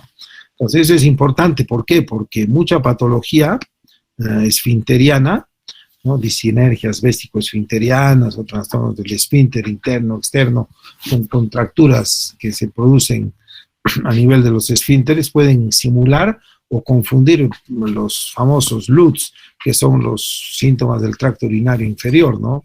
Los pueden simular un prostatismo, pueden simular una prostatitis, un cáncer de próstata. Muchas veces uno se confía en eso, lo opera al paciente y después sigue igual, ¿no? Claro, su problema nunca era prostático, sino era un problema netamente de los esfínteres, ¿no? O los esfínteres hipotónicos, ¿no?, que es muy comunes en los diabéticos, ¿no? Tienen incontinencia, tienen rebosamiento, megavejigas, retencionistas, y cuando orinan tienen unos flujos bajos, sin fuerza. ¿Por qué? Porque el esfínter es hipotónico, ¿no? O tienen incontinencia con algún grado de esfuerzo o de estrés, ¿no? Entonces, es clave siempre, chicos, la evaluación del esfínter, ¿no?, y del ano. Una vez que hemos atravesado el ano y el esfínter, viene la próstata, ¿no? Si el paciente está echado en la posición que deseamos que aprendan a hacer, la boca arriba mirando el techo, entonces con la palma de la mano dirigida hacia arriba hay que introducir el dedo índice, ¿no? Cuando uno introduce el dedo índice en su totalidad, entonces al pulpejo del dedo vamos a poder palpar la cara posterior de la próstata, que casi la cara posterior de la próstata, que es la zona posterior, es el 80% de la próstata, ¿no? Y sobre todo de una zona en particular. Existe una zonificación prostática que zonifica la próstata en zona periférica, zona central, zona transicional y fibromuscular, ¿no? Son los 4 sectores de la próstata cuando es segmentada, ¿no? Se llama la clasificación o la zonificación de McNeil. Entonces, y la zona periférica es casi, junto con la zona central, el 80% de la glándula. Y esto es asiento del 75-80% de los cánceres de próstata. Por eso es que tiene valor el tacto rectal, chicos, porque estamos tocando casi el 80% de la zona periférica y central, que es casi el 80% de toda la glándula prostática, ¿no? Entonces, al tocar todo eso, estamos en la posibilidad de encontrar un tumor, sabiendo que justamente estas zonas, tanto central y sobre todo periférica, son el asiento inicial del cáncer de próstata. Por eso es que se sigue haciendo tacto, ¿no? Hay ecografías, hay resonancias, hay PSA, hay de todo un poco para examinar y valorar la próstata, pero se sigue haciendo tacto rectal. ¿Por qué? Justamente por eso, porque nos permite evaluarse el tamaño, la consistencia, sobre todo de la próstata, la movilidad de la próstata y las vesículas seminales, ¿no? Pero básicamente el tamaño no es muy importante. Sabemos si es grande la próstata, es más propensa a patología o a sintomatología, pero pueden ser a veces próstatas muy pequeñas y dar miles más de síntomas, más obstructiva hasta llegar a una neuropatía obstructiva, ¿no? O ser una próstata grande y no dar molestias, ¿no? Pues el tamaño es relativo, yo siempre digo, le sirve solamente al urólogo para saber por qué vía va a abordar esa próstata, ¿no? Si es una próstata menor a 40 gramos, cirugía endoscópica, la hace resección salina o resección monopolar o resección transuretral. Y si es una próstata más de 40 gramos, cirugía abierta, ¿no? Entonces, el tamaño sirve para elegir la vía. En cambio, la consistencia no. La consistencia de la próstata nos determina si hay o no probabilidad de cáncer, ¿no? O de enfermedad, como se llama, de tipo neoplásico. Normalmente la próstata tiene esta consistencia, ¿no? Blanda, fibroelástica, ¿no? Igual si se palpan una eminencia tenar debajo del dedo pulgar, ¿no? O muchos también la hacen parecer a la punta de la nariz, ¿no? Se palpan así repetidamente, rápidamente, la punta de la nariz, esa consistencia blanda, fibroelástica, tienen la próstata normal, ¿no? En cambio, si palpan una zona nodular, indurada, fija, dura, pálpense el nudillo, Entonces es un nódulo, eso es cáncer hasta que no demuestren lo contrario, ¿no? O si hay varios nódulos o es irregular la próstata, entonces eso nos va a avisar en gran medida que probablemente se trate de un cáncer, ¿no? Pues la consistencia es lo más importante cuando hagamos tacto. Hay que saber si es blanda, si es fibroelástica, si es nodular, si es multinodular, si es regular, si es irregular, ¿no? Eso nos va a llevar o no a una biopsia para saber si es o no cáncer. Recuérdense, la biopsia de próstata es la única manera en el mundo, en el planeta, en la cual podemos diagnosticar el cáncer de próstata, solamente con biopsia, ¿no? Y otra es la movilidad, ¿no? La próstata normalmente se puede mover, ¿no? La próstata se puede mover de derecha a izquierda, de delante a atrás o de atrás hacia adelante, ¿no? Eso es un poco más trabajoso, es un poco más difícil, o sea, lleva ya mucho tiempo de experiencia, ¿no? El cáncer de próstata normalmente infiltra el recto, la vejiga o la vesícula seminal. Cuando infiltra estas, pierde movilidad la próstata, ¿no? Entonces, cuando uno introduce el dedo, agarra la próstata y la quiere mover, se va a dar cuenta que está fijo a sus alrededores, ¿no? Entonces, eso es un signo indirecto de cáncer ya avanzado de próstata, ¿no? Entonces, la pérdida de movilidad de la próstata generalmente se debe a eso, ¿no? A invasión de zonas vecinas, recto, vesícula seminal sobre todo, o vejiga, ¿no? Hacia el cuello. Las vesículas seminales, si el dedo es largo y el paciente es pequeño, de patología, ¿no? Y se pueden palpar, sobre todo en pacientes que tienen periodos largos de abstinencia sexual, ¿no? Donde sus vesículas están llenas, ¿no? Y una vez que hemos evaluado el ano y el esfínter y la próstata, hay algo que no puede dejarse de revisar, ¿no? Es el recto. Una vez que hemos introducido el dedo hacia arriba, hemos tocado la próstata, entonces tenemos que girar 180 grados, palpar bien el recto, volver arriba y girar la mano y volver a palpar otros 180 grados. De tal manera que se tiene que palpar 360 grados el recto. Les decía esta mañana, vuelvo a repetir, el recto, el cáncer de recto o los tumores de recto, el urólogo es uno de los que más diagnostica cáncer de recto. ¿Por qué? Porque es el que más introduce el dedo con fines de evaluar la próstata, y si tiene la buena y sana costumbre de evaluar el recto, entonces se va a encontrar con más de una sorpresa, ¿no?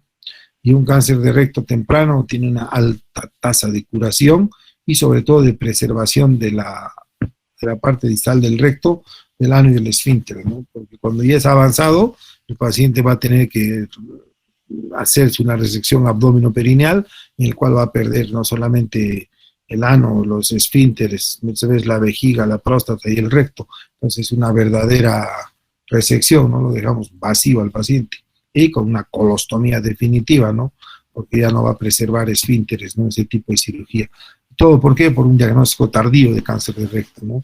¿Cuándo se lo pudo encontrar? Cuando se hizo o vino para su tacto rectal y el paciente se dejó examinar y uno tuvo la sana intención de examinar bien todo, ¿no? Entonces siempre ano, esfínter, próstata, vesículas seminales y recto, chicos. La exploración vaginal también es muy común que se realice en urología, ¿no? Les decía, la urología femenina es una subespecialidad de la urología que ve los problemas no solamente de infecciones urinarias, sino todos los trastornos del suelo del piso pélvico, ¿no? Y los problemas de la vejiga y los problemas propios del riñón, como la litiasis, o los problemas propios de la uretra femenina, ¿no? Entonces, acá la inspección, siempre acuérdense, introducir en esa misma posición de parto o de litotomía, introducir suavemente la mano enguantada, separar con el dedo índice y pulgar los labios mayores, ¿no? Nos permite evaluar labio mayor, labio menor y el introito vaginal, ¿no? Una vez que vemos el introito, vamos a tener 3 estructuras: arriba el clítoris, al medio el meato y abajo la vagina, ¿no? Entonces, cuando hay problemas de sequedad o de vaginitis atrófica o de atrofia vaginal secundaria a procesos postmenopáusicos, literalmente la vagina se retrae tanto que desaparece, ¿no? El único orificio que queda es el meato. Es ahí donde tienen que poner la sonda, ¿no?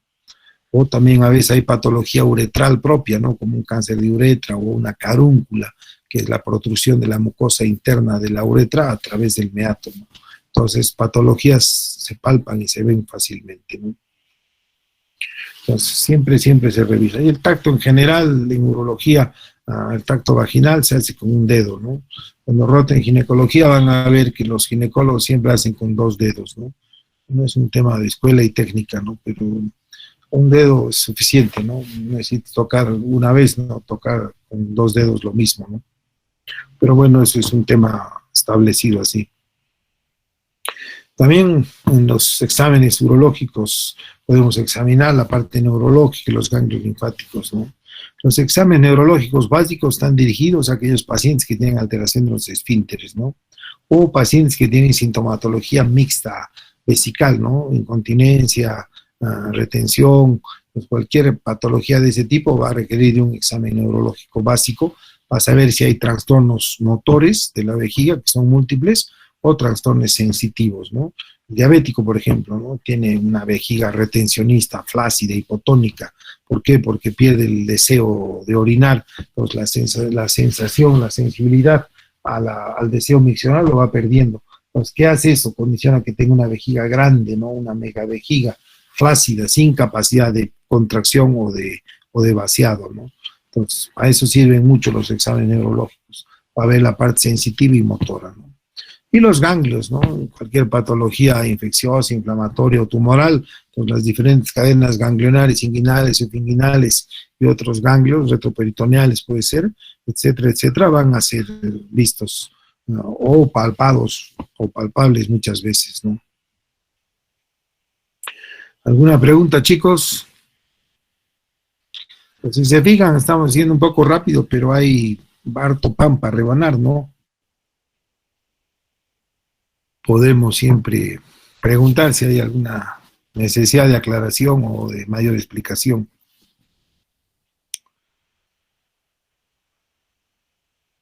Luego que en urología no puede fallar es el examen simple de orina, ¿no? Acuérdense, tiene que ser una primera orina en la mañana, previo aseo genital. Si es varón, tiene que rebatir, bajar el prepucio y lavarse bien el glande y el meato, orinar el primer chorro y el resto al frasco, ¿no? Siempre un frasco estéril, una primera orina en la mañana, se orina muy temprano, es importante refrigerar la muestra, no en el freezer, pero sí en la heladera, ¿no? Y si es mujer, tiene que lavarse bien manos y genitales, separar los labios mayores y orinar un primer chorro igual y el resto al frasco, ¿no? Evitando que la orina toque la vulva o la vagina misma, ¿no? Pues hay que evitar la contaminación. En la orina vamos a encontrar células, vamos a encontrar cilindros, vamos a encontrar cristales y de todo, ¿no? Dicen que hay más de 2.900 a 3.000 sustancias que se pueden analizar en un examen de orina, ¿no? A nosotros lo que nos sirve básicamente en la parte microscópica son los leucocitos, que son los que indican si hay o no hay infección, pero no solamente ellos. O sea, el aumento de más de 10 leucocitos por campo microscópico nos puede indicar que hay un proceso infeccioso o inflamatorio. Si a esto se acompaña la presencia de sangre, entonces refuerza el tema infeccioso, ¿no? Ya les dije que la principal causa de infección de sangre es la infección, ¿no? Sangre en orina. ¿Por qué? Por la respuesta inflamatoria que produce la infección, ¿no? Si a eso se suman bacterias, 1, 2, 3 cruces, entonces estamos apuntando a infección, ¿no? Y si además se encuentran piocitos, que son los glóbulos blancos muertos por presencia de bacterias, entonces ya tenemos 4 características típicas de infección, ¿no? Y una quinta que no puede fallar en el examen bioquímico es la presencia de nitritos, ¿no? Acuérdense, la urea es el principal desecho de la orina. Solamente en presencia de gérmenes, la urea es desdoblada o transformada a nitrito, ¿no? Pues si tenemos nitritos, piocitos, leucocitos, hematíes y bacterias, es una orina infectada, ¿no? De esos 5 parámetros, tienen que haber como mínimo 4 para decir que esa orina está infectada. Si de esas 5 solamente hay 1, 2 o 3, esperemos el cultivo para iniciar antibióticos o algo, ¿no? Y esto es un error tremendo, chicos, es bastante frecuente. Hay leucocitos, 15 ya está infectado. No tiene piocitos, no tiene sangre, no tiene bacterias, o tiene una bacteria y menos no tiene nitritos. Los nitritos y los piocitos son los más patognomónicos de infección, pero siempre hay necesidad de ver que haya leucocitos, ver que haya hematíes, ¿no? Ahora, otra cosa que es importante. La orina es un tejido, es un desecho celular y de casi 3.000 sustancias, entonces no es pues agua transparente, la orina tiene cierta turbidez, entonces esa turbidez es característica de la orina, ¿no? Igual que su olor, es su generis, ¿no? Entonces es importante saber eso. ¿Por qué? Porque cualquier alteración del color de la orina, del olor de la orina, de las características físicas macroscópicas de la orina, ya de por sí nos pueden avisar de alguna patología de fondo, ¿no? Entonces, por eso que es importante siempre observar y preguntarle al paciente las características de la orina, ¿no? ¿Cómo están? Y si a eso ratificamos estos 5 parámetros, repito, leucocitos, piocitos, bacterias, sangre y nitritos, entonces vamos a tener una infección. Es bastante frecuente que se den sobretratamientos sin ser infección, ¿no? Ahora, y la orina, como les decía, al ser un desecho celular, cada 20 minutos se duplican el número de colonias. Póngase que el paciente orina a las 6 de la mañana a su casa, el laboratorio abre a las 8, hace cola, entrega la muestra, es las 8:30. El que recibe y recepciona la muestra, le pone nombre, la agrupa, la pone en la vitrina para que empiecen a procesar. En el mejor de los casos, esa orina está siendo examinada a las 10 de la mañana. Entonces, entre las 6 que tomó la muestra y las 10 que procesan la muestra, han pasado 4 horas. Entonces, cada 20 minutos se van duplicando el número de colonias. Entonces, va a haber una orina con 3 cruces de bacterias, pero sin leucocitos, sin hematíes, sin nitritos, sin piocitos. ¿Por qué? Porque no es una orina infectada, es una contaminación propia de la orina. Y el paciente recibe su antibiótico, ¿no? Todavía le mandan gentamicina, amicacina. Pero al final agrede un riñón, una vía urinaria sin estar infectado el paciente, ¿no? Entonces, para dar tratamiento hay que estar seguros que tenga infección, ¿no? Si no, es un cuento.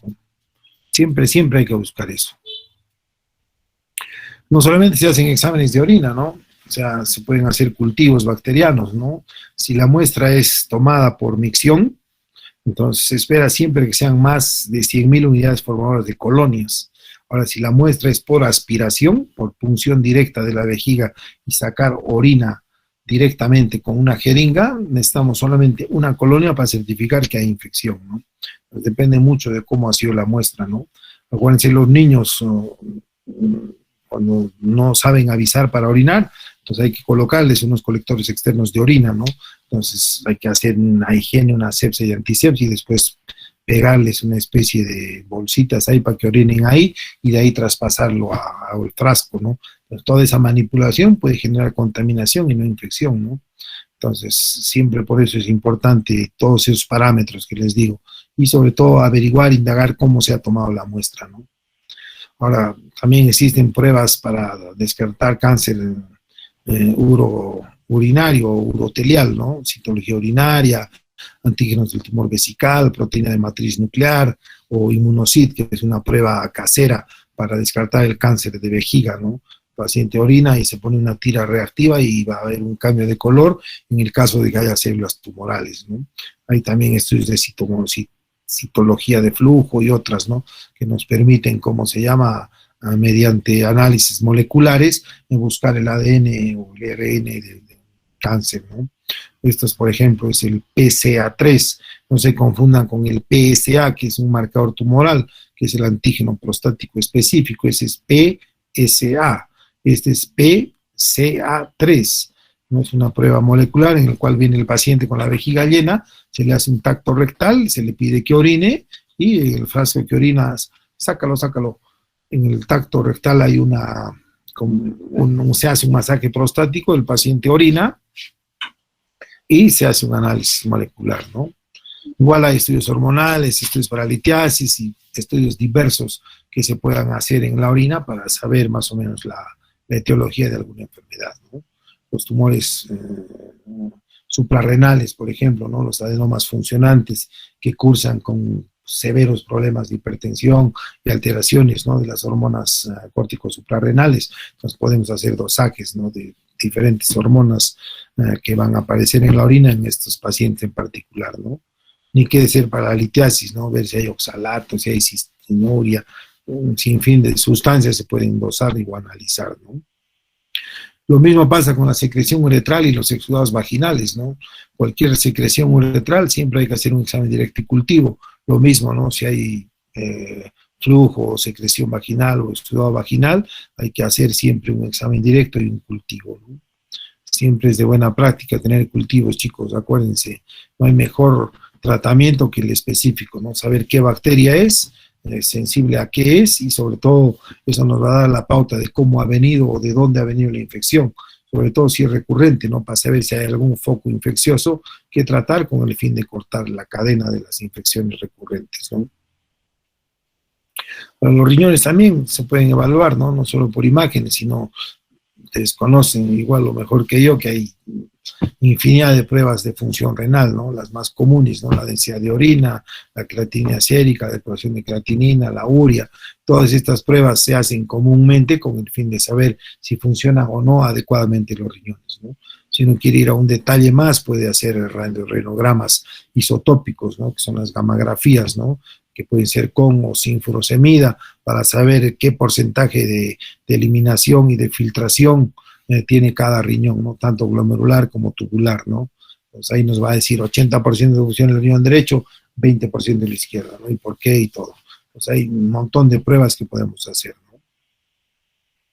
En general, un paciente urológico, más si hay una alta sospecha de que va a terminar en cirugía, pues siempre es bueno hacer un hemograma o una biometría hemática completa, perfiles de coagulación, marcadores tumorales, PSA, análisis hormonales y otros estudios, ¿no?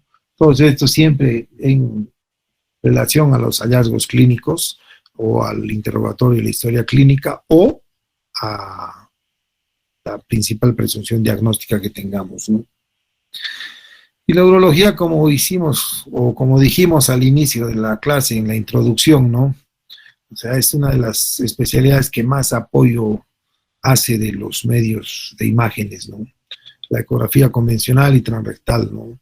En próstata siempre pidan ecografía transrectal, ¿no? La ecografía convencional magnifica el volumen prostático y en general la zona periférica, que es el asiento, como les dije, casi del 80% de los cánceres prostáticos, se ve muy poco o nada, ¿no? Es como si uno mirara de un edificio una casa y lo único que ve es el techo, cuando uno hace una ecografía de la próstata por debajo del ombligo, ¿no? Por el pubis. Pero si uno hace una ecografía transrectal con un transductor endocavitario plano específico para próstata, es como si uno entrara a la casa, saliera de la casa, subiera al techo y da vueltas alrededor de la casa, ¿no? Entonces la imagen es completamente diferente, ¿no? Acuérdense, tacto rectal, su valor predictivo para cáncer de próstata con un dedo entrenado, 50%. PSA, el mejor PSA que puedas, su valor predictivo para cáncer de próstata, 50%. Ecografía transrectal con un ecografista entrenado, 60%.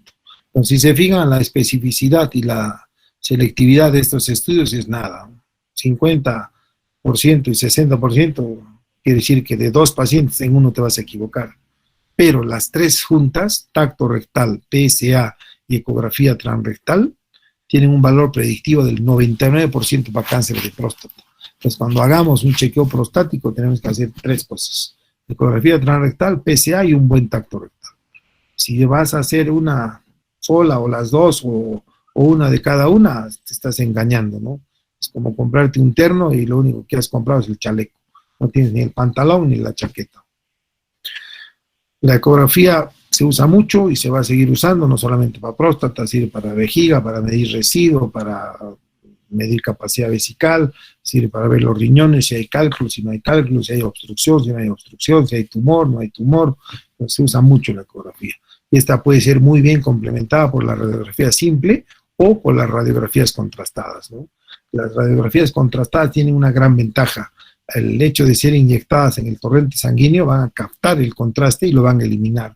Entonces también nos sirven no solamente para ver el árbol urinario, ¿no? Cáliz superior, medio, inferior, la pelvis, todo el trayecto del uréter, sino el hecho que el riñón elimine el contraste inyectado en la vena nos permite valorar cada unidad renal por separado, para saber si funciona una mejor que otra, o una funciona o la otra no funciona. Después están las tomografías, ¿no? Para litiasis, para cálculos, siempre sin contraste, y para alguna otra patología o todas las demás restantes, el urotem, ¿no? Que es la inyección de una sustancia de contraste y se hacen cortes tomográficos tipo urografía. Su nombre Corto es UROTEM, quiere decir tomografía helicoidal multicorte del riñón, siempre lleva contraste. La resonancia magnética nuclear no tiene la misma capacidad definitoria que el UROTEM en riñón, en litiasis, en muchas cosas, pero en próstata sobre todo es muy ventajosa, ¿no? Para lo que más utilizamos resonancia magnética nuclear, sobre todo multiparamétrica con contraste, es para ver la próstata, ¿no? Hoy por hoy las biopsias, ecográficas transrectales que hacemos de próstata se están usando con fusión de imágenes de resonancia magnética, ¿no? Nos permite detectar tumores hasta del tamaño de la cabeza de un alfiler. Después están las gammagrafías, ¿no? Que usan radiotrazadores, sustancias radiactivas específicas que nos permiten ver, cómo se llama, no solamente la anatomía, sino el metabolismo celular, ¿no? Sobre todo de tumores, patología infecciosa, inflamatoria, reflujos. Entonces hay muchos estudios gamagráficos que nos van a permitir estudiar mejor no solamente el órgano, sus células y su metabolismo y su función, sino también la misma anatomía, ¿no? Y después viene el radiodiagnóstico, ¿no? Vascular intervencionista, en el caso de que haya una alta sospecha de patología vascular, ¿no? Hoy por hoy ya no hacemos arteriografías o venografías o cabografías, ¿no? Eso sí ha sido completamente desplazada por la angioresonancia o por las urografías, las angioresonancias, ¿no? Todas estas tomografías o resonancias vasculares.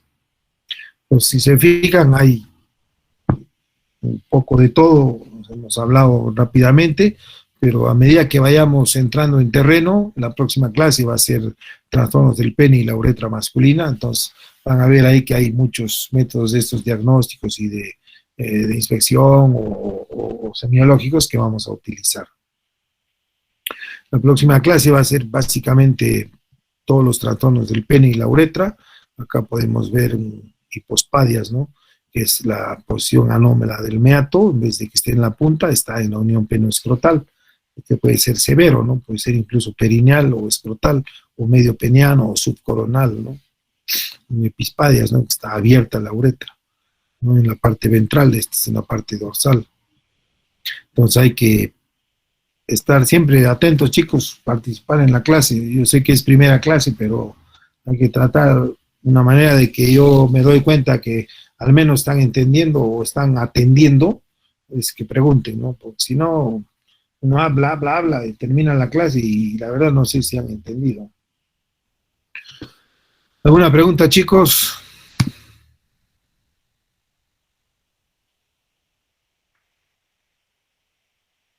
¿No hay preguntas? Doctor, entonces el PSA no me confirma. Doctor, ¿me escucha? ¿Sí? ¿Me escucha? Me escucho. Doctor, ¿me escucha? Sí, nítido, te escucho. Sí, te escucho, Shirley. Ya, doctor, le quería decir de que entonces el PSA para el cáncer de próstata no me afirma ni me confirma nada. Sin embargo, tanto el Salud y el MINSA creo que lo tienen como un diagnóstico no invasivo o el gol estándar, pero no me ayudaría en nada en cuanto al diagnóstico.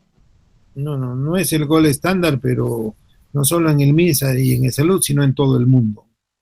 El inventor del PSA pidió disculpas públicas por el Washington Post, que es el único periódico de tiraje nacional en todos Estados Unidos, porque después de 20 años ha gastado más de 3.000 millones de dólares el gobierno americano en PSAs y no ha mejorado no ha disminuido la mortalidad ni ha mejorado el diagnóstico del cáncer de próstata. Solo no tiene ningún valor. El PSA no se ha inventado para despistaje de cáncer de próstata. Ese es el problema. Le hemos dado ese uso nosotros. Con ecografía transrectal y tacto sí sirve. El uso real del PSA es para ver la evolución y el pronóstico de un paciente que tiene cáncer de próstata y ha sido tratado por su cáncer. A eso sí sirve el PSA y es el mejor marcador tumoral de la historia, para ver evolución y pronóstico de un paciente con cáncer de próstata confirmado que está siendo tratado por ese cáncer. Cualquier mínima elevación del PSA en ese paciente tratado, el PSA te va a indicar que hay recurrencia de enfermedad. Ese es el uso real del PSA, no el del que estamos hablando, de saber si tiene o no tiene cáncer de próstata. Hay mucha gente no solamente en Perú, sino en todo el mundo, que se hace su PSA cada 3 meses, cada año, y le sale normal, y están muriéndose de cáncer de próstata. ¿Por qué? No solamente por fallo bioquímico, sino la prueba del PSA no es específica ni sensible para cáncer de próstata. No es su uso ese. Con las otras dos cosas sí, pero lo hacen, ¿no? El PSA es una proteína que forma la próstata que se modifica muy poco a través del tiempo. Entonces, normalmente por eso se debe hacer una vez al año, a partir de los 40, 45 años, y si hay antecedentes de cáncer de próstata familiar, se puede adelantar, ¿no?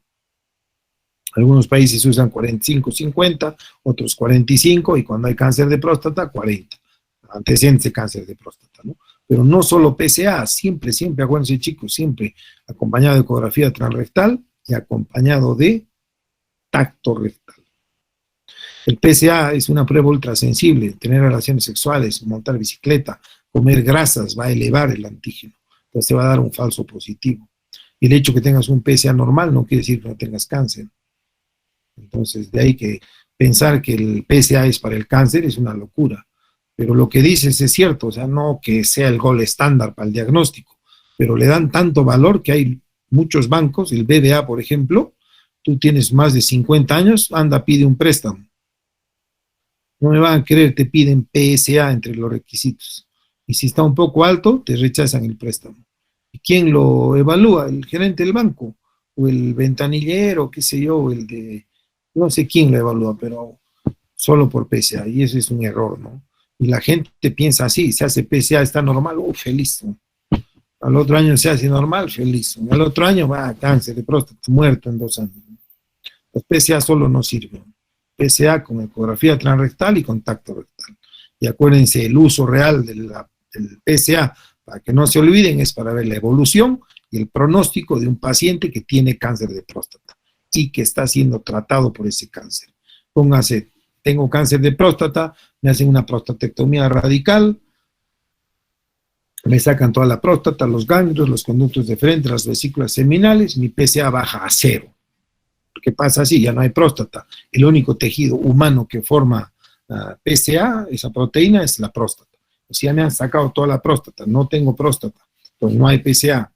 Pues me hago el primer año cada 3 meses, el segundo año cada 6 meses y durante los 8 años restantes, o sea, 10 años, una vez al año PSA. Pues mis niveles de PSA van a estar en 0.0001, 0.000. Pero si aparece, pónganse de acá 3 años, 0.02, cáncer. Ha recurrido el tumor, ha vuelto a aparecer el cáncer. Ese es el uso del PSA, evolución y pronóstico. Un paciente con cáncer que está siendo tratado por su cáncer.